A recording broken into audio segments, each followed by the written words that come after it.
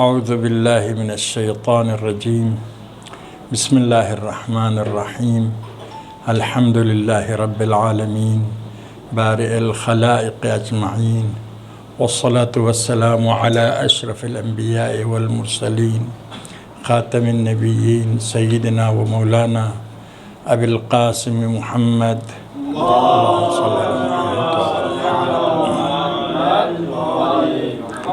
وآلہ الطیبین الطاہرین المعصومین الذین اذهب اللہ عنہم الرجس وطہرہم تطہیرا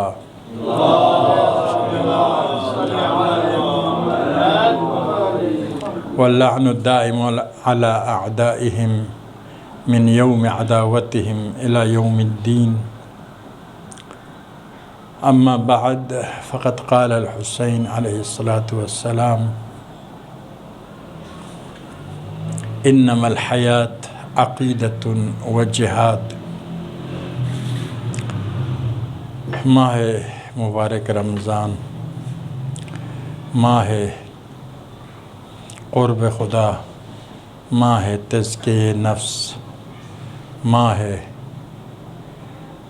تلاوت قرآن، ماہ معرفت، ماہ عبادت، ماہ دعا، ماہ توبہ، انسان بننے کا مہینہ، جہنم سے نجات حاصل کرنے کا مہینہ، شیطان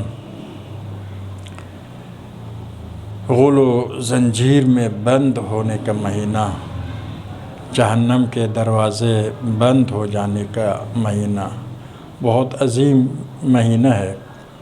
خدا نے اپنی رحمت کے دروازے کھول رکھا ہے اور سب کو عمومی دعوت دی ہے۔ نہ صرف دعوت دی ہے بلکہ مہمان بنایا ہے سب کو۔ مہمان یعنی عزت۔ مہمانی میں دو پہلو، کھانا بہانا ہوتا ہے، اصل مقصد عزت دینا ہوتا ہے۔ اگرچہ مہمانی کے لیے جانے والے لوگ مختلف ہوتے ہیں، کچھ لوگ مہمانی میں جاتے ہیں اچھے کھانے کے لیے، صاحب خانہ بہانہ ہے۔ کچھ جاتے ہیں بن بلائے، جب خبر سنتے ہیں کہ فلاں جگہ پر مہمانی ہے تو بن بلائے جاتے ہیں۔ اور تیسرا گروہ مہمانی کے وقت جاتے ہیں اور مہمانی بہانہ ہوتا ہے، صاحب خانہ کے دیدار اصل مقصد اور ہدف ہوتا ہے۔ تو ماہ رمضان میں مہمانی کا ہدف لقاء اللہ ہے، قرب خدا ہے، خوشنودی خدا ہے، خدا کے ساتھ راز و نیاز، اور خدا کے درگاہ میں اپنی دل کی تمام باتیں دل کو کھول کر خدا کے درگاہ میں رکھنے کا مہینہ ہے۔ خلاصہ فیوزات سے بھرا ہوا مہینہ ہے۔ اس مہینے کی نسبت میں اہل بیت علیہم الصلاۃ والسلام کی سیرت ہمارے سامنے ہے، قرآن کی آیات ہمارے سامنے ہیں۔ تو انشاءاللہ خدا سے دعا ہے ہم سب کو اس مہینے سے بھرپور فائدہ اٹھانے کی توفیق عنایت فرمائے۔ میں نے جو حدیث آپ کی خدمت میں عرض کی، انما الحیات عقیدۃ و جہاد، زندگی نام ہے عقیدہ و جہاد کا۔ ہمارے جوانوں کا ایک نعرہ ہوتا تھا، شاید اب بھی ہوتا ہو، حسینیوں کی زندگی عقیدہ و جہاد ہے۔ یہ حدیث مولا امام حسین کی طرف منسوب ہے، سند کمزور ہے، بس اوقات معنی کے لحاظ سے بھی اشکال کیا گیا ہے، لیکن حدیث کے خاص طریقے سے جب معنی کرتے ہیں، جس معنی کے حوصلہ افزائی عربی ادب کے مطابق حوصلہ افزائی ہے، تو اس کے مطابق یہ حدیث دین کے مطابق ہے، معرفت دینی کے مطابق ہے، باقی احادیث اور قرآن کے مطابق ہے۔ ایک معنی جو زیادہ مطابق نہیں ہے وہ یہ ہے کہ انما الحیات، زندگی کیا ہے؟ زندگی عقیدہ، زندگی کا خلاصہ یہ ہے کہ ایک عقیدہ ہے۔ زندگی میں انسان ایک عقیدہ رکھتا ہے، ایک نظریہ رکھتا ہے، وہ جہاد اور اس نظریے کے مطابق جہاد کرتا ہے۔ ہمارے پاکستان میں بھی قومی ایک نعرہ یہ ہے نا، جہاد نظم، جہاد ایمان، یہ دو اس حدیث میں موجود ہے، عقیدہ اور جہاد۔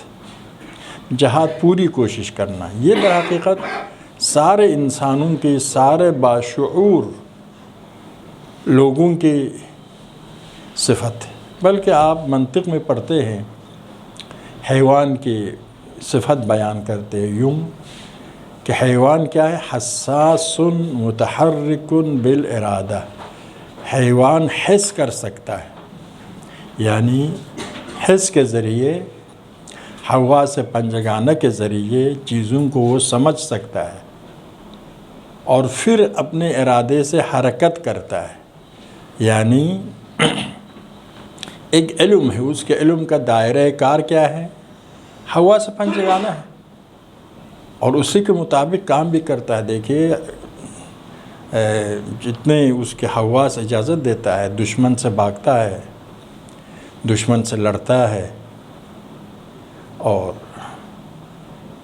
جن چیزوں کی ضرورت ہے، کھانا پینا، اس کو اپناتا ہے۔ یعنی جس چیز کو حس کرتا ہے، مشاہدہ کرتا ہے، اس کے لیے کوشش کرتا ہے۔ حساس متحرک بالارادہ، مشہور تعریف ہے، یہ ارسطو نے کیا ہے، لیکن وہ تو مثال ہے، مثال کو ہم دلیل نہیں بنا سکتے ہیں، لیکن حقیقت یہی ہے، حیوانات کے پاس حس ہے اور اسی حس کے مطابق اقدام کرتا ہے۔ لیکن انسانوں میں ہمارے عالم حیوانات سے زیادہ تعلق نہیں ہے۔ انسانوں کے درمیان دیکھیے عقیدہ، ایک عقیدہ ہوتا ہے، ہندو کا عقیدہ، بدھزم کا عقیدہ، انگریزوں کا عقیدہ، یہودیوں کا عقیدہ، عیسائیوں کا عقیدہ، مسلمانوں کا عقیدہ، ایک عقیدہ ہوتا ہے انسان کے پاس، اس عقیدے کے مطابق کوشش کرتا ہے، جہاد کرتا ہے، جیسا نظریہ ویسا عمل ہوتا ہے۔ ایک آپ پڑھتے ہیں نا کہ تعلیمی کتابوں میں، عام کتابوں میں بھی ہے، ایک تصور کائنات ہوتا ہے، دوسرا آئیڈیولوجی ہوتا ہے۔ جیسا تصور کائنات ہوگا ویسا اس کے مطابق آئیڈیولوجی ہوتا ہے۔ کائنات کے بارے میں جو آپ کا تصور ہے اسی کے مطابق آئیڈیولوجی ہوتا ہے۔ آئیڈیولوجی یعنی کیا کرنا ہے، کیا نہیں کرنا ہے، کیا چیز صحیح ہے، کیا چیز غلط ہے، کیا چیز اچھی ہے، کیا چیز بری ہے، یہ آئیڈیولوجی ہے۔ تو یہ کہاں سے لیتے؟ تصور کائنات کے، کائنات کے بارے میں آپ کے تصور کے مطابق آئیڈیولوجی بنتا ہے۔ فرض کر ایک آدمی خدا کو مانتا ہے، آخرت کو مانتا ہے، سمجھتا ہے زندگی اسی دنیا کے ساتھ محدود نہیں ہے، مومن ہے، مسلمان ہے، جب مانتا ہے خدا کو، آخرت کو، اور اس آئیڈیولوجی کے مطابق، اس تصور کائنات کے مطابق کیا ہوگا؟ اس کا آئیڈیولوجی ایک کافر سے مختلف ہوتا ہے۔ وہ خدا کی بات مانے گا، پیغمبر کی بات مانے گا، آخرت میں جو چیز سعادت کا باعث ہے اس کو اپنانے کی کوشش کرے گا۔ مشہور واقعہ ہے نا، ایک عرب آیا پیغمبر کی خدمت میں، مسلمان ہو گیا، تو پیغمبر نے صحابی کو اس کے ساتھ بھیجا، جاؤ اس کو دین کی تعلیم دو۔ عربی نے صحابی سے یہ آیت سنی، من یعمل مثقال ذرۃ خیرا یرہ، کوئی ذرہ کے برابر نیک کام کرے گا اس کو بھی دیکھ لے گا، ذرہ کے برابر برا کام کرے گا اس کو بھی دیکھ لے گا۔ تو اعرابی نے پوچھا یہ قرآن ہے؟ کہا یہ قرآن ہے۔ پیغمبر پر خدا کی طرف سے نازل ہوا؟ کہا ہاں بالکل وہی ہے۔ کہا کافی ہے، بات سمجھ میں آ گئی میری۔ جب ذرہ برابر شر کریں گے، غلط کام کریں گے، وہ بھی دیکھ لیں گے، وہ بھی نظر آئے گا، ذرہ برابر نیک کام کریں گے وہ بھی نظر آئے گا، پھر اس کو سمجھ میں مجھے کیا کرنا چاہیے، سمجھ میں آ گیا، چلا گیا۔ صحابی جب پلٹ کر پیغمبر کی خدمت میں آئے، پیغمبر نے فرمایا اتنے جلدی آ گئے؟ عرض کیا رسول اللہ، بہت بے صبر آدمی تھا، جلدی چلا گیا۔ داستان سنایا تو پیغمبر نے فرمایا رجع فقیہا، فقیہ بن کر واپس کیا ہے۔ فقیہ یعنی گہرائی کے ساتھ دین شناس بن گیا ہے۔ پیغام، اصل پیغام لے لیا ہے نا، اصل پیغام لے لیا ہے۔ یہ کیا ہے؟ وہی عقیدہ ہے۔ جب معاد کا عقیدہ پیدا ہوا، خدا پر عقیدہ، پیغمبر پر عقیدہ، پیغمبر پر جو قرآن نازل ہوا ہے وہ خدا کی کتاب ہے، یہ عقیدہ، اس کے نتیجے میں کیا ہوا؟ بس معاد کو بھی مان لیا تو اس کے مقابل میں پھر عمل اس کے مطابق ہونا پڑے گا۔ جب قیامت کے دن ذرہ برابر ہر خیر و شر کا حساب ہوتا ہے تو عمل کرنا پڑے گا اسی کے مطابق۔ عمل کرنا وہی آئیڈیالوجی ہے۔ ہمارے اپنی زندگی میں یہی ہے نا، پہلا نظریہ ہوتا ہے، ایک عقیدہ ہوتا ہے، پھر عقیدے کے مطابق عمل ہوتا ہے۔ تو اس میں مولا عرض کیا اگر یہ معنی کریں گے سارے انسانوں کا ایسا ہے تو ایک حقیقت ہے، سارے انسانوں میں کیا ہے؟ ایک عقیدہ ہوتا ہے، اس عقیدے کے مطابق عمل ہوتا ہے۔ لیکن یہاں پر قرینہ موجود ہے کہ مولا ہر عقیدہ، ہر عمل کی تعریف نہیں کرتا ہے۔ حسین فرما رہے ہیں نا، مولا امام حسین کا قول ہے، جب بولنے والا کلام امام حسین ہے، خود بخود امام حسین اس حیات کی تعریف کرتا ہے جو حیات طیبہ ہے۔ انما الحیات عقیدۃ و جہاد، یزیدیوں کی یا شیعہ کی حیات کی تعریف نہیں کرتا ہے، حیات طیبہ کی تعریف کرتا ہے۔ حیات طیبہ، سعادت مند حیات، خدا پسند حیات کیا ہے؟ انما الحیات، پسندیدہ حیات، زندگی، حقیقی زندگی، پسندیدہ زندگی کیا ہے؟ عقیدہ۔ اس میں دو بات ہے، ایک صحیح عقیدہ، عقیدے سے مراد ہر عقیدہ نہیں، صحیح عقیدہ۔ صحیح حیات کے لیے صحیح عقیدے کی ضرورت ہے۔ صحیح عقیدے کے بغیر صحیح حیات، صحیح زندگی بن نہیں سکتی ہے۔ تو حیات طیبہ جس کی حمایت دین کرتا ہے اس کے لیے کیا ہے؟ صحیح عقیدے کی ضرورت ہے، اور صحیح عقیدے کے مطابق صحیح عمل۔ انما الحیات عقیدۃ و جہاد، صحیح حیات اس وقت ہے جب انسان کے پاس صحیح عقیدہ ہو اور اس صحیح عقیدے کے مطابق عمل ہو۔ جہاد کون سے عمل ہے؟ وہ عمل جو پوری توانائی جس پر آپ خرچ کرتے ہیں، پوری توانائی خرچ کرتے ہو، اس کو جہاد کہتے ہیں۔ اسی لیے جنگ کو بھی جہاد کہتے ہیں، کیونکہ میدان جنگ میں آپ جاتے ہیں تو پوری توانائی خرچ کرتے ہیں۔ تھوڑی سی سستی کریں گے دشمن آ کر کیا ہے؟ آپ مشکل میں پڑ جائیں گے۔ پوری کوشش کرتے ہیں میدان جنگ میں۔ تو اصل جہاد کا معنی پوری کوشش کرنا، جتنی طاقت آپ کے پاس ہے اس کو لگانا اس راہ میں۔ تو حیات طیبہ اس وقت ہے، اس وقت حیات انسانی ہے، اس وقت حیات اسلامی ہے، اس وقت خدا کے نظر میں حیات ہے، زندہ ہے، زندگی ہے، جب صحیح عقیدہ ہو اور صحیح عقیدہ کے راہ میں جہاد ہو، کوشش۔ اسی لیے پیغمبر خدا کو خطاب کرتا ہے خدا قرآن میں، اِنَّكَ لَا تُسْمِعُ الْمَوْتَى وَلَا أَنْتَ بِمُسْمِعٍ مَّن فِي الْقُبُورِ۔ اے پیغمبر، آپ مردوں کو اپنا پیغام نہیں سنا سکتے۔ وہ لوگ جو قبروں میں، یعنی جن کے جسم ان کے روح کے لیے قبر بن گیا ہے، جو جسم کے قبر میں مدفون ہیں، ان تک اپنے پیغام نہیں پہنچا سکتے، یہ مردہ ہے۔ انسان دیکھیں، یہ عام جو انسان ہے ایک حیوان ہونے کے ناطے سے وہ زندہ ہے، لیکن انسان ہونے کے ناطے سے مردہ ہے۔ حدیث میں ہے کچھ مومنین مردہ ہے، میت بین الاحیاء، مومن ہے لیکن زندوں کے درمیان مردہ ہے۔ وہ کون ہے؟ وہ مومن ہے جو امر معروف نہیں کرتا ہے، نہی از منکر نہیں کرتا ہے۔ حدیث نبوی ہے۔ مردہ اور زندہ کی پہچان کیا ہے؟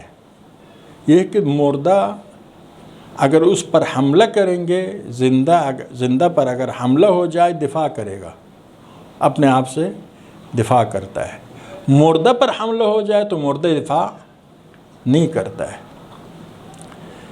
تو اب دیکھیے انسانوں میں اگر میرے مال پر حملہ ہوا میں دفاع کرتا ہوں، میرے کھانے پر حملہ ہوا دفاع کرتا ہوں، میرے بچوں پر حملہ ہوا میں دفاع کرتا ہوں، میرے وطن پر حملہ ہوا میں دفاع کرتا ہوں، لیکن میرے دین پر حملہ ہوا دفاع نہیں کرتا ہوں، انسانی اقدار پر حملہ ہوا دفاع نہیں کرتا ہوں۔ تو دیکھیں فرق کیا ہے؟ حیوانات بھی وطن سے دفاع کرنا حیوان کی بھی صفت ہے، صرف انسان کی صفت نہیں ہے۔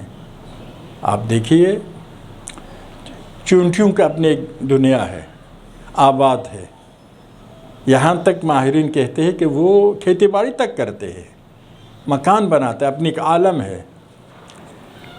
شہد کی مکھی کو دیکھیے، ہزاروں سال سے بہت خوبصورت مکان بناتے ہیں، 6 گوشہ والا 6 کونا والا مکان بناتا ہے، اور سسٹم ان کے فوج بھی ہے، پھلوں کا رس لانے والا بھی ہے، ملکہ بھی ہے، ملکہ کے شوہر بھی ہے، گارڈ بھی ہے، ایک بہت منظم سسٹم ہے۔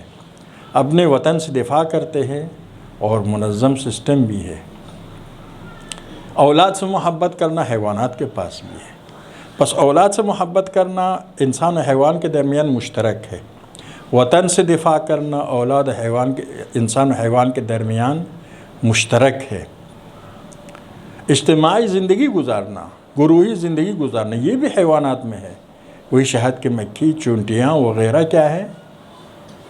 اجتماعی زندگی گزارتے ہیں۔ جو انسان کی خصوصیت ہے وہ فطرت ہے، فطرت الہی ہے۔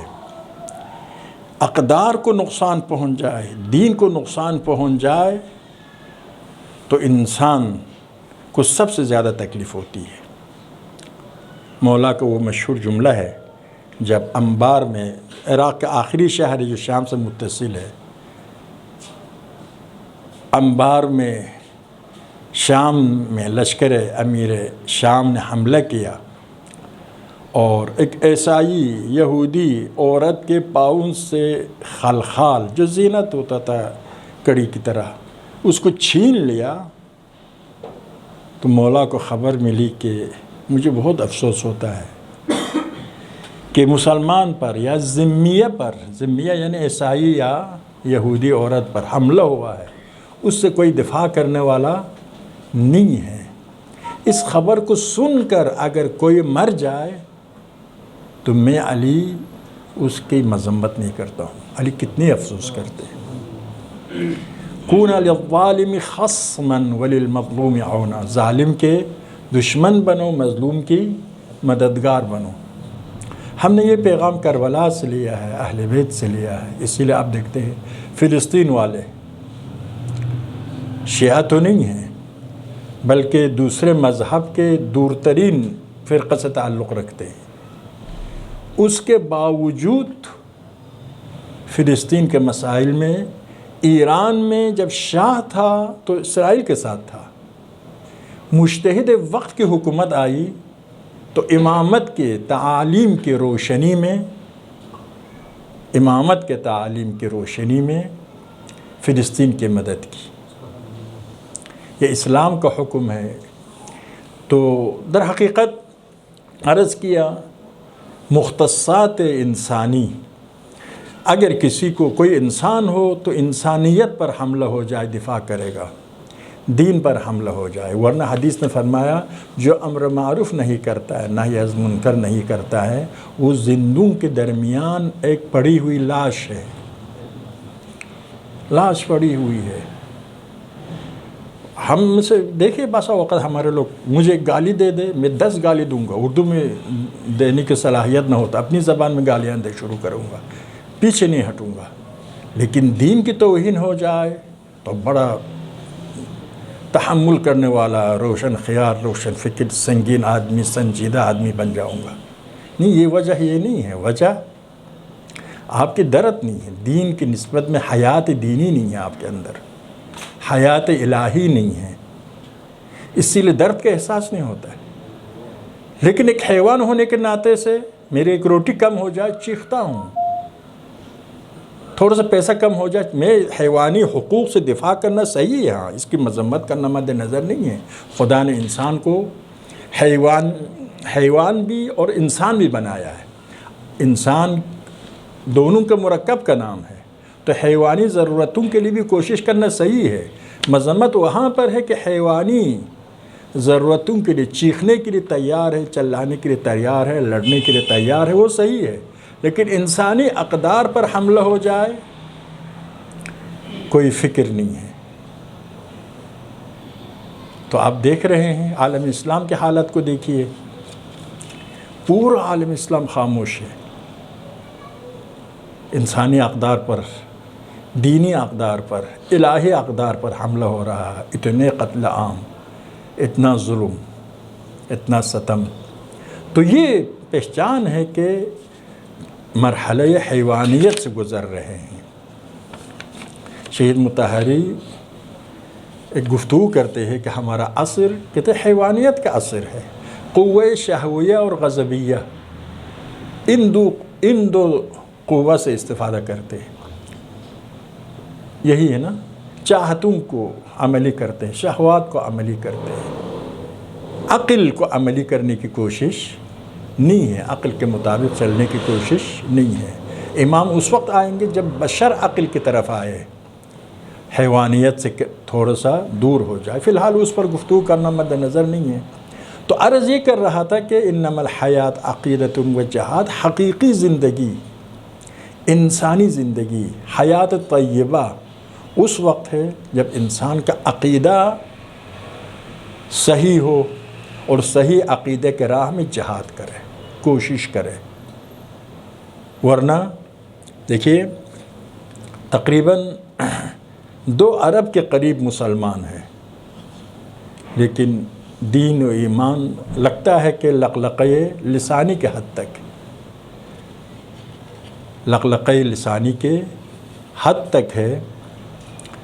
اور خدا نے اہل بیت کے ماننے والوں کو یہ توفیق دی کہ مظلوم کی حمایت کرے، مسلمانوں کی حمایت کرے، ظالمین کے ساتھ مقابلہ کرے، یہ توفیق دی. لیکن اس میں بھی شاید ہم پیچھے ہو، لیکن خود اصل تشیع اس میں سب سے آگے ہے. خدا کا شکر ہے ان موضوعات میں.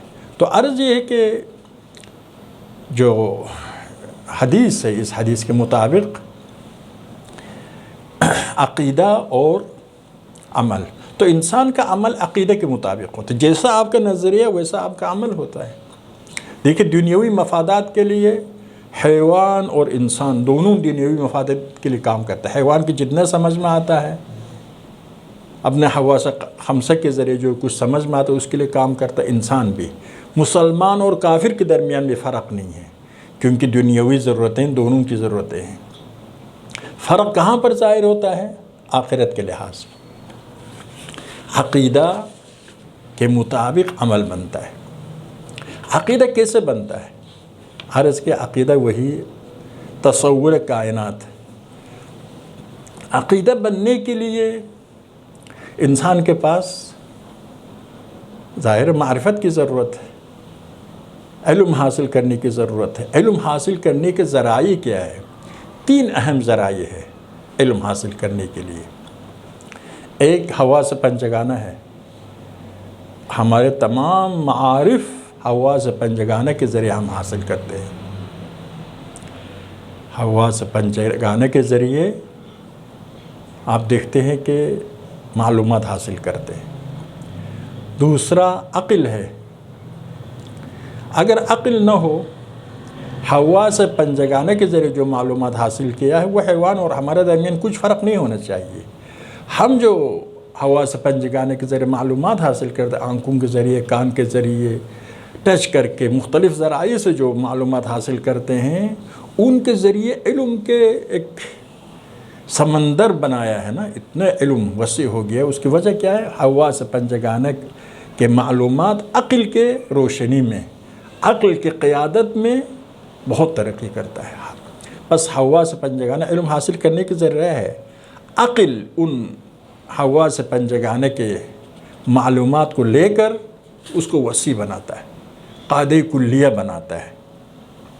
آپ منطق میں جلد سوء میں منطق ہے، اس میں بحث تجربیات ہے۔ تجربیات میں کیا ہے؟ عقل، تجربہ اور عقل دونوں مل کر معلومات میں اضافہ ہوتا ہے۔ تجربہ کریں گے، اب تجربہ کے ذریعے کشف کرنے کے لیے تجربہ تو حیوان بھی کرتا ہے، لیکن وہ کبھی قاعدہ کلیہ نہیں بنا سکتا ہے، کیونکہ انسان عقل کے مدد سے تجربہ سے استفادہ کرتا ہے۔ تو ایک علم حاصل کرنے کے ذریعے حواس پنجگانہ ہے، اور دوسرا ذریعہ عقل ہے۔ عقل حواس پنجگانہ سے بہترین استفادہ کر کے علوم نے اتنی ترقی کی، سائنس کی پوری ترقی کی وجہ کیا ہے؟ یہ ہے کہ حواس پنجگانہ کے معلومات عقل کی روشنی میں، عقل کے زیر سایہ بشر کے علوم کے ترقی کے باعث بنا ہے، اور علوم ترقی۔ آیا عقل کتنے محتاج حواس پنجگانہ کی طرف؟ یقیناً محتاج۔ حواس پنجگانہ نہ ہو، ایک آدمی فرض کیجئے یہ آدمی ہمارے گونگا ہے، بہرا ہے، اندھا ہے، فرض کرے، پھر کتنے علم حاصل کر سکتا ہے؟ آپ خود دیکھیے۔ تو لیکن ممکن ہے عقل بعض چیزوں میں حواس پنجگانہ کے مدد کے بغیر بھی کچھ علوم حاصل کرتا ہے۔ فلسفہ میں ایک بہت بڑی بحث ہے کہ آیا انسان بالکل خالی برتن کی طرح ہے کہ سارے مواد باہر سے آتا ہے، یعنی کچھ اندر ہوتا ہے، اور باہر سے جو آتا ہے اندر والے معلومات کے ساتھ مل کر آگے کیا ہے؟ فَأَلْحَمَهَا فُجُورَهَا وَتَقْوَاهَا۔ خدا نے الہام کیا انسان کو، فجور کا بھی، تقوی، الہام کے ذریعے علم انسان کو دیا۔ مثال کے طور پر، میرے خیال میں زیادہ گفتگو خشک ہو جائے گا اگر ہم اسے مثالیں دیتے گئے۔ اجتماع نقیضین، یہ چیز اسی آن میں کیا ہے؟ ادھر موجود بھی ہے، ادھر موجود بھی نہیں ہے، یہی اسی آن میں موجود بھی ہے، موجود بھی نہیں ہے۔ یہ ممکن ہے؟ ممکن نہیں ہے۔ اس کو اجتماع کیا کہتے ہیں؟ نقیضین محال ہے کہتے ہیں۔ موجود بھی ہو، موجود بھی نہ ہو، اسی آن میں، یا اسی آن میں موجود ہونا بھی غلط ہو، نہ ہونا بھی غلط ہو، اس کو ارتفاع ہے نقیضین کہتے ہیں۔ اب یہ کیا تجربہ سے حاصل کریں گے؟ نہیں، تجربہ کے بغیر عقل کہتی ہے تجربہ سے حاصل کرے۔ تجربہ کے ذریعے 100% تجربہ ممکن نہیں ہے، کل عالم میں تجربہ کرنا پڑے گا، تا روز قیامت تجربہ کرنا پڑے گا، تب آپ ایک قاعدہ کلیہ بنا سکتے ہیں۔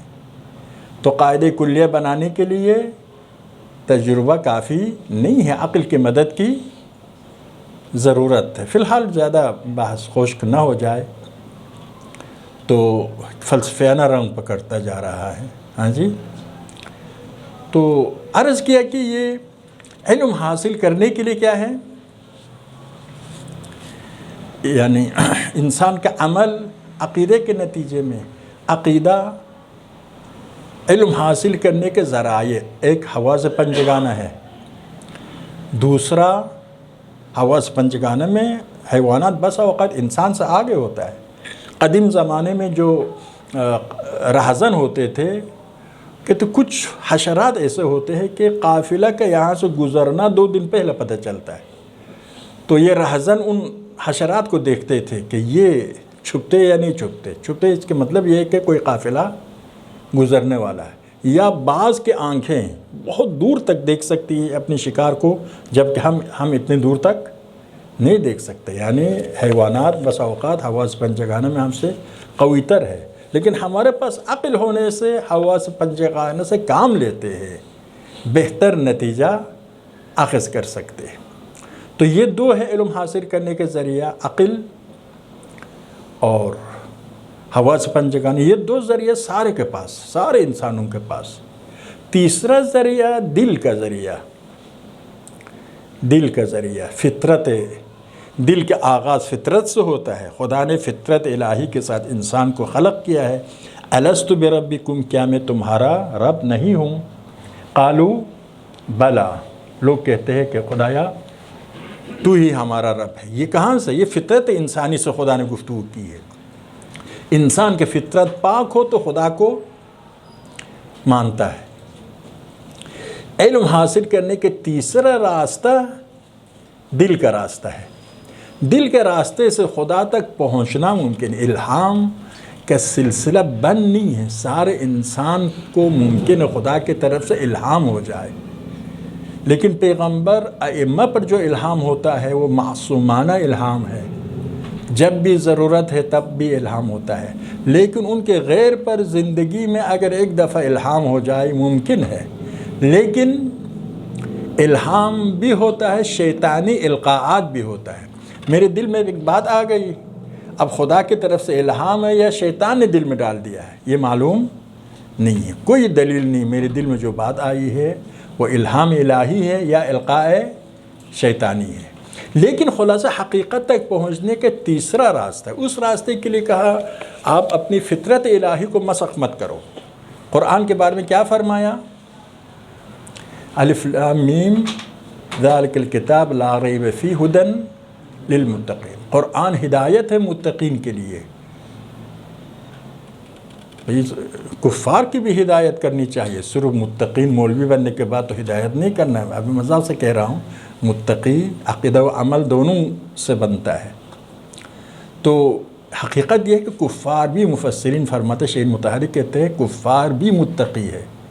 تقوی فطری، تقوی فطری یعنی فطرت کو پاک رکھا ہے، اپنی فطرت کو مسخ نہیں کیا ہے، حق سنے ماننے کے لیے تیار ہے، صحیح بات ماننے کے لیے تیار ہے، غلط بات کو ٹھکراتا ہے، فطرت الہی محفوظ ہے۔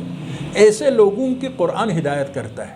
کچھ لوگ ایسے کہ حرف حق نہیں سننا، وہی مدینے میں عرب نے پیغمبر کی بات سن لی، قرآن فتحت المدینۃ بالقرآن، مصعب ابن عمیر کو 25 سال کا جوان تھا، پیغمبر نے مدینہ بھیجا، اسے کہا تھا صرف قرآن پڑھو اور کچھ نہیں کرنا ہے، صرف قرآن پڑھتا تھا، لوگوں کو قرآن سناتا تھا، اور لوگ استقبال پیغمبر کے تیار ہو گئے، مدینہ کا شہر تیار ہو گیا پیغمبر کے استقبال کے لیے۔ لیکن یہودی 400 سال پہلے آئے تھے پیغمبر پر ایمان لانے کے لیے، تبع کے ساتھ، بادشاہ کے ساتھ یہودی مدینہ آئے تھے پیغمبر پر ایمان لانے کے لیے، کیونکہ انہوں نے اپنے انبیاء سے سن رکھا تھا کہ آخر زمان کا نبی مدینہ میں آئیں گے، ظاہر ہوں گے، تو ان پر ایمان لانے کے لیے۔ صرف ان کا عیب یہ تھا، خود قرآن میں کہتا ہے کہ یہ کہتے کہ یہ پیغمبر یعرفونہ کما یعرفون ابناءہم، قرآن کہتا ہے جس طرح سے اپنے بچوں کو پہچانتے ہیں، یہ میرا بچہ ہے، میرا بیٹا ہے، میری بیٹی ہے، اسی طرح سے اس پیغمبر کو پہچانتے ہیں کہ یہ خدا کا نبی ہے۔ انبیاء بنی اسرائیل نے جو صفات بیان کی سب کے سب اس پیغمبر میں ہیں، صرف کیوں نہیں مانتے؟ کہتے یہ ہم میں سے نہیں، یہودیوں میں سے نہیں ہے، یہودی قوم پرست ہے نا، بہت شدید قوم پرست، ہم میں سے نہیں، اس لیے نہیں مانتے۔ یعنی وہی فطرت، حق قبول کرنے کی جو فطرت ہے اس میں یہ لوگ ناکام ہو گئے، اسی لیے قرآن کے ذریعے ہدایت نہیں ہوئی، ان کی ہدایت نہیں ہو سکی۔ آئے تھے ایمان لانے کے لیے، ہمارے کچھ لوگ ڈرتے بھی ہیں امام جب آئیں گے ہم بھی کہیں ایسی داستان تکرار نہ ہو جائے اگر ہم اپنے دلوں کو پاک نہ کریں۔ شیطان کیا تھا؟ 6000 سال مولا فرماتے ہیں اس نے عبادت کی، وہ دنیاوی 6000 سال ہے یا اخروی؟ اخروی ہر سال 1000 سال کے برابر، خود قرآن کہتا ہے۔ اس کے باوجود اپنے دل کو تکبر سے پاک نہیں کیا تھا، تو خدا کے مقابل میں کھڑا ہو گیا، اب واستکبر وکان من الکافرین۔ تو مسئلہ یہی ہے خلاصہ، یعنی دل کے ذریعے الہام ہوتا ہے، لیکن عرض کیا معصومانہ الہام پیغمبر و ائمہ پر ہوتا ہے، غیر کی مدد کر سکتا ہے خاص حالات میں، رحمانیت و خدا کا تقاضا ہے، خدا رحمان ہے نا، لیکن ممکن ہے کیا ہے، لیکن یہ سمجھنا کہ یہ الہام شیطانی ہے یا شیطان جو کرتا ہے اس کو القاءات شیطانی کہتے ہیں، یا الہام رحمانی ہے، یہ آسان نہیں ہے۔ حتیٰ امیر شام مولانا رومی کہتا ہے امیر شام جو ہے ایک دن صبح سو رہا تھا تو شیطان نے آ کر اس کو بیدار کیا، کہا اٹھو بھائی ابھی اذان کا وقت ہو گیا، نماز پڑھانے کے لیے جانا ہے۔ خلیفہ تھا، نماز پڑھانے کے لیے جانا تھا، تو کیوں جگایا؟ آخر نماز کے لیے، امامت کے لیے۔ کہتے یہ اس کی امامت کرنا شیطان کے مفاد میں ہے، ایسے لوگوں کی ریاست، امامت، مسلمانوں کا عقیدہ ان پر باقی رہے، یہ شیطان کے اہداف کے لیے مفید ہے۔ اسی لیے ممکن ہے بعض اوقات صحیح بات بھی شیطان دل میں ڈال دے تاکہ کوئی اور مقصد حاصل کرے اس کے ذریعے۔ کہتے ہیں کہ کتابوں میں ہے یہ واقعہ کہ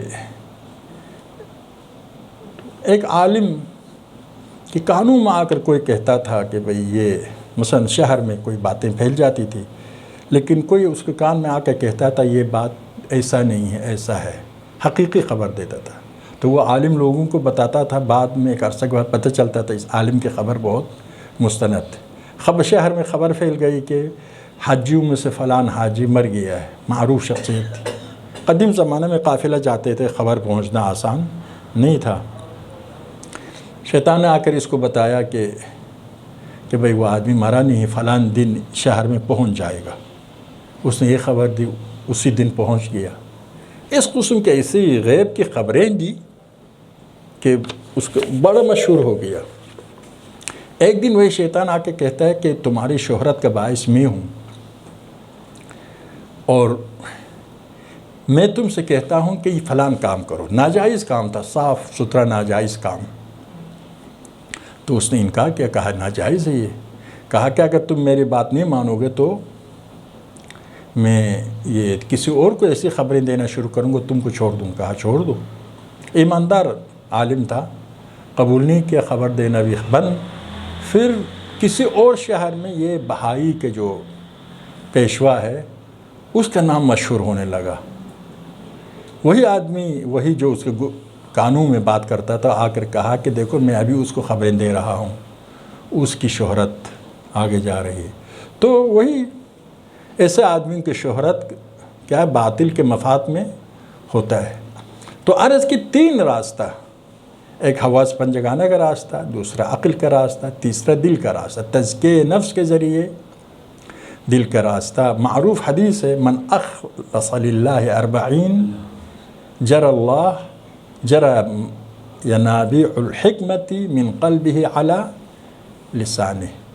اگر 40 دن خلوص کے ساتھ 40 دن خلوص کے ساتھ خدا کی بندگی کرے تو حکمت کے سرچشمے اس کے دل سے جاری ہوگا اور زبان سے ظاہر ہوگا۔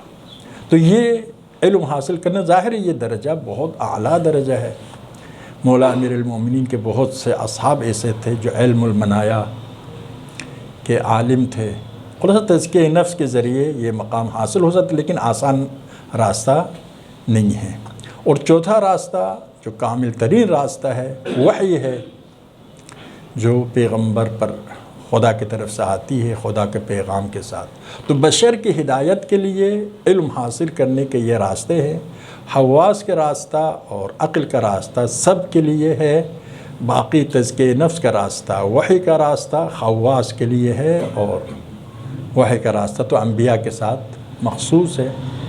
عرض کیا الہام اور وحی میں زیادہ فرق نہیں ہے، لیکن جو نبی پر پیغام آتی ہے اس کو وحی کہتے ہیں، اور امام پر، اولیاء پر جو آتا ہے اس کو الہام کہتا ہے۔ تو یہ علم حاصل کرنے پس انسان کے عمل عقیدے سے پیدا ہوتا ہے۔ عقیدہ کیا ہے، کیسے پیدا ہوتا ہے؟ علم حاصل کرنے کے ذرائع سے۔ علم حاصل کرنے کے ذرائع بہتر ہونے کی ضرورت کیا ہے؟ انسان کی یہ ہوا سے پنجگانہ بھی غلطیاں کرتی ہے، عقل بھی غلطیاں کرتی ہے، ان سب میں غور کرنے کی ضرورت۔ اسی لیے قرآن نے فکر کے لیے بہت تاکید کی ہے۔ فکر، احادیث کہتے ہیں 1 گھنٹہ بھی نہیں، ساعت، جو آج کل عربی میں ساعت گھنٹے کو کہتے ہیں، لیکن اصل عربی زبان میں ساعت کا معنی گھنٹہ نہیں ہے، اصل ایک آن کو ساعت کہتے ہیں۔ تو 1 لحظہ سوچنا 1 سال کی عبادت سے بہتر، بعض روایتوں میں 60 سال کی عبادت سے بہتر، کیونکہ انسان سوچتا نہیں ہے۔ بات یہ ہے، کسی مفکر کا جملہ ہے، انسان نے نہ سوچنے کے لیے ہر ممکن کام کیا ہے تاکہ سوچنے پر مجبور نہ ہو جائے، اسی لیے بیوقوف بنتے ہیں، اسی لیے دھوکہ کھاتے ہیں، اسی لیے غلام بن جاتے ہیں، خوبصورت بات کرنے والے کی باتوں میں آ جاتے ہیں۔ مسلمات، شخصیت زدگی کہاں سے پیدا ہوتی ہے؟ یہی ایک شخصیت بہت خوبصورت باتیں کرتا ہے، اب اس کے سامنے ہتھیار ڈال دیتا ہے، کیونکہ خود میں سوچنے کی صلاحیت نہیں ہے اور نہ ہی سوچتا ہے۔ نہ سوچنے سے اس کے دماغ کام نہیں کرتا ہے، اس کی دماغ کی جگہ پر دوسرے کے دماغ ہے، اس کے ہاتھ پاؤں کی جگہ پر دوسرے کے ہاتھ پاؤں، دوسرے اقدام کر، لیڈر اقدام کریں گے تو ہم اقدام کرتے ہیں، لیڈر اقدام نہ کرے تو ہم اقدام نہیں کرتے۔ حتیٰ گاؤں میں ہم نے دیکھا کوئی خاص قسم کے بیج بونے کے لیے کہتے ہیں کہ دوسرے لوگ نہیں کرتے تو میں کیوں کروں؟ یعنی عام لوگ ایسے ہوتے ہیں نا، یہ فکری لحاظ سے بھی غلام ہوتے ہیں، عملی لحاظ سے بھی غلام ہوتے ہیں، دوسروں پر ان کی نگاہیں ہوتی ہے، دوسرے عمل کریں گے تو یہ کریں گے، دوسرے جو بولیں گے اس کو یہ صحیح سمجھیں گے۔ تو ایک مسئلہ عقل کے دشمن، عقل اگرچہ خدا نے سب کو دی ہے، لیکن امام سے جب پوچھا گیا، امام شیشم سے، عقل کیا ہے؟ فرمایا عقل ما عبد بہ الرحمن واکتسب بہ الجنان، عقل وہ ہے جس کی وجہ سے خدا کی عبادت کی جاتی ہے اور جس کی وجہ سے انسان جنت پہنچ جاتا ہے۔ تو کسی نے عرض کہ مولا امیر شام کے پاس عقل نہیں تھی کیا؟ فرمایا تلک النکرا تلک الشیطنہ، وہ شیطنت تھی، وہ مکاری تھی، وہ عقل نہیں تھی۔ عقل یہ ہے کہ انسان کو خدا تک پہنچائے، اپنی سعادت تک پہنچائے۔ عقل ہے تو سعادت مند ہو جاؤ، لومڑی کی طرح مکار بننا تو عقل مندی نہیں ہے۔ تو بات یہ ہے کہ عقل سے صحیح فائدہ اٹھانے کے گر بھی آتا ہو، اس کے لیے سوچنا، سب سے اہم چیز یہ ہے کہ سوچنا۔ اب عقل کے دشمن کیا ہے؟ ایک وہی شخصیت زدگی ہے۔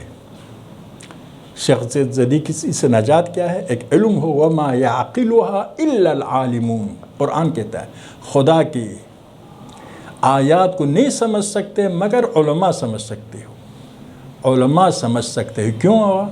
اس لیے کہ جتنے معلومات زیادہ ہے اتنا ہی بہتر غور کر سکتا ہے، جتنا لائٹ زیادہ ہوگی اتنا ہی آپ چیزوں کو بہتر ڈھونڈ سکتے ہیں۔ وَمَا يَعْقِلُهَا، ان آیات الہی کو تعقل نہیں کر سکتے ہیں، الا العالمون، مگر علم رکھنے والے۔ تو ایک یہ کہ علم کی ضرورت ہے، دوسرا سوچنے کی ضرورت ہے۔ افلا یتدبرون القرآن ام علی قلوب اقفالها، آیا کیوں قرآن میں تدبر نہیں کرتے ہیں؟ کیا دلوں پر تالے پڑے ہوئے ہیں؟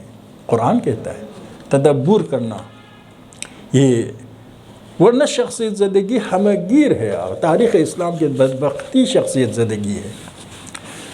ہمارے لیے مسئلہ حل ہے، اس کے باوجود شخصیت زدگی میں مبتلا ہے۔ حل کس طرح سے؟ دیکھیے، پیغمبر، خدا کی طرف سے پیغمبر نے 12 امام کی نشاندہی کی، معصوم ہستیاں، ایسی ہستیاں جس کے دشمن بھی ان کی عظمت کے معترف ہے، آپ دیکھتے ہیں۔ اسی لیے جو دشمنان اہل بیت ہے، اہل بیت کے فضائل کی انکار نہیں کرتے، کیوں کر نہیں سکتے ہیں۔ کسی نے خوبصورت مثال دی، سورج کو کوئی کہے کیا یہ سورج کیا ہے؟ نور نہیں رکھتی ہے، تاریک ہے، تو لوگ سورج کی وہ مذمت نہیں کریں گے، کہیں گے تم خود اندھا ہو۔ اگر کوئی سورج سے کہے کہ یہ نورانی نہیں ہے تو خود آدمی کو اندھا کہیں گے۔ اہل بیت کی اتنی عظمت ہے کہ ناصبی بھی عمل سے ناصبی اعمال انجام دیتا ہے، کھل کر اہل بیت کی اتنی عظمت۔ یہ اہل بیت، تیسرا اہل بیت نے مجتہدین کی نشاندہی کی ہے، فرمایا کیا؟ ہمارا نائب تمہارے لیے کیا ہے؟ حجت ہے، اما الحوادث الواقعہ فارجعوا فيها إلى رواة احادیثنا فإنهم حجتی علیکم وأنا حجت اللہ علیہم. نشاندہی کی ہے. اب ہمارے درمیان اختلاف ہو جائے تو آپ جس مرجع کی تقلید کرتے ہیں اس کی طرف استفتاء کریں، پوچھیں. آج کل پوچھنا آسان بھی ہے، جواب مل جائے گا. ادھر دو مولانوں کے بعد درمیان میں آپ کیا صفا و مروہ کے درمیان دوڑنے کی طرح دوڑتے نہ رہے. اصل دونوں کے بعد کی کوئی حجیت نہیں شرعی. حجت کیا ہے؟ خدا کی طرف سے. ٹھیک ہے مجتہد بھی غلطی کر سکتے ہیں، اس میں شک نہیں ہے، لیکن خدا نے جو حجت قرار دیا ہے، ائمہ نے جن کو حجت قرار دیا وہ مجتہدین ہے. اسی لیے تمام اختلافات میں مجتہدین کی طرف رجوع کرنا. کوئی اختلاف کی جواز ہے ہی نہیں ہمارے پاس. ابھی پاکستان میں یہی مسئلہ آ رہا ہے، مولانوں کے درمیان لوگ گمراہ ہو رہے ہیں. بھئی فلان یہ کہتے ہیں، فلان یہ کہتے ہیں، ہم کیا کریں؟ نہیں، آپ کو روزہ اول سے کہا گیا ہے کہ الراد علیہم کالراد علینا. جو مجتہدین کو رد کرتے ہیں گویا وہ ہم اہل بیت کو رد کرتے ہیں. والراد علیہم کالراد علی اللہ. اور مجتہدین کو رد کرنے والا گویا خدا کو رد کر رہا ہے، اور خدا کو رد کرنے والا فهو علی حد شرک، شرک کے بارڈر پر ہے، بالکل شرک کے قریب. تو یہ کلیئر مسئلہ ہے. اس کے باوجود اس علم کے دور میں، ارتباطات کے دور میں، مغرب و مشرق ایک گاؤں بن گئی، حقیقتاً گاؤں بن گئی ہے، لیکن ہمیں اپنے مجتہدین کے نظریات سے آگاہی نہیں ہے. آگاہی حاصل کر سکتے اس کے باوجود. حجت بھی صرف وہی ہے. اسی لیے انشاءاللہ خوش قسمتی ہے اس دور میں تشیع اسلام کے علم بردار تشیع ہے. باطل کے ساتھ برسر پیکار تشیع ہے. کوئی امریکہ کو، یورپ کو حق تو نہیں کہہ سکتے، اسرائیل کو کوئی حق نہیں کہہ سکتے. اگر وہ باطل ہے تو ان کے ساتھ مقابلہ ہمارے علماء کرتے ہیں. مثلا ابھی ایران کا میرے خیال یہ ہے کہ کھربوں ڈالر کا نقصان ہوا ایران کو انقلاب کے بعد سے اب تک. کوئی چیز خریدنا ہو تو مہنگا خریدنا پڑتا ہے، اس کے بغیر کوئی ملک بیچنے کے لیے تیار نہیں ہوتا ہے. امریکہ یورپ کو ناراض کر کے ایران کو خوش نہیں کرے گا تو کوئی چیز ایران کسی ملک سے خریدنا چاہے مہنگا خریدنا پڑتا ہے، بیچنا چاہے سستا بیچنا پڑتا ہے. ان تمام تر مشکلات کو برداشت کیا ہے. اس کی ایک اہم وجہ فلسطین ہے. فلسطین ہمارے مذہب والے بھی نہیں ہیں، پھر حکم اسلام ہے. کیونکہ کیا فرمائے؟ من سمع منادیا ینادی یا للمسلمین فلم یجبہ فلیس مسلم. اگر کوئی یہ آواز سنے مسلمانوں کو پکار رہا ہے، مسلمانوں ہماری مدد کرو، اور ان کے اجابت نہ کرنے والا مسلمان ہے ہی نہیں ہے. آپ دیکھ رہے ہیں کہ شاید آپ نے بھی دیکھا ہوگا، فلسطینی کئی مرد عورت اپنی طرف سے طالبان کو دعوت دی، طالبان کو مدد کے لیے پکارا. انہی 5-6 مہینے کی جنگ کے دوران مدد کے لیے پکارا، لیکن طالبان ٹس سے مس نہیں ہوا. یہ لوگ ظاہر حتی امریکہ آپ کہتے ہیں اقتصادی لحاظ سے مضبوط ہو رہا ہے. ایران تیل والا ملک ہے، روز بروز مشکل میں پڑ رہا ہے، اور یہ لوگ مضبوط ہو رہے ہیں. اس کی وجہ یہ کہ یہ لوگ طالبان کو ایران کے ساتھ مقابلے کے لیے اس کو باقی رکھنا چاہتے ہیں، زندہ رکھنا چاہتے ہیں. تو اسی لیے طالبان نے زبانی بھی حمایت نہیں کی فلسطینیوں کی. تو ہمیں اس پر خوشی ہے. دنیا میں مکار تو بہت تھے. ہمیں خوشی اس بات پر ہے کہ مشکل کے وقت حق کے ساتھ دینا آسان نہیں ہے. حق کو تنہا چھوڑنا آسان ہے. مسلمانوں کے لاکھوں مسلمان تھے، کربلا میں صرف 72 تھے. وہ کوئی مشکل نہیں تھا. حسین کے ساتھ دینے والے سعادت مند تھے، اور انہی کا اثر دنیا میں ہدایت کی شکل میں، مشعل ہدایت کی شکل میں دنیا میں پر نور ہے، اور لوگوں کو حق کی طرف، حقیقت کی طرف، اسلام کی طرف، جہاد کی طرف، قربانی کی طرف، اہل بیت کی طرف دعوت دے رہا ہے. خدایا تیرے عظمت کا واسطہ، محمد و آل محمد کا واسطہ، غم محمد و آل محمد کے علاوہ کسی اور غم میں ہمیں گرفتار نہ فرما.